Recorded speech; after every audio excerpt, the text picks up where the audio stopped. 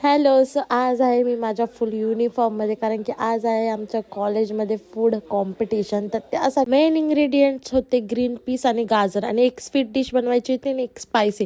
तर मी पहिले तर स्वीट डिश बनवून घेते आणि काय युनिक बनवू म्हणून मी विचार केला गाजरची रसमलाई बनवते. तर आधी तर मी प्युरी बनवून घेतली. गाजर, साखर आणि दूध टाकून, आणि हे सगळं मी अंदाजे घेतलं, काय असं मेजरमेंट नाही केलं.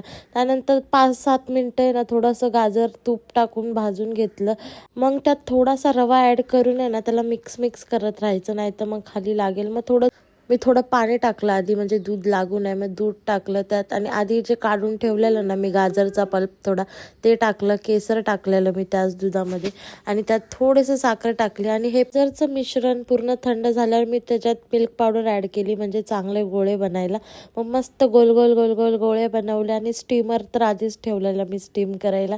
आणि मग त्याच्यात मी थोडंसं तूप लावून खाली चिपकू नये म्हणून सगळे बॉल्स बनवून घेतले. आणि छोटे छोटेच बॉल बनवायचे, कारण की परत ते फुगतात स्टीम झाल्यावर पण, नंतर मलाईमध्ये टाकल्यावर पण फुलतात.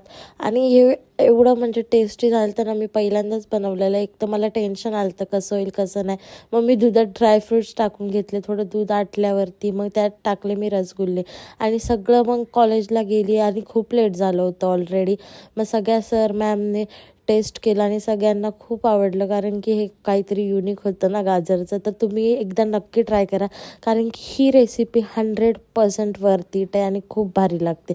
सो तुम्ही नक्की ट्राय करा. आमच्या शेफ सरांना ही रेसिपी आवडली आणि तुम्हालाही दाखवते. कैरेट रसमलाई। कैरेट रसमलाई।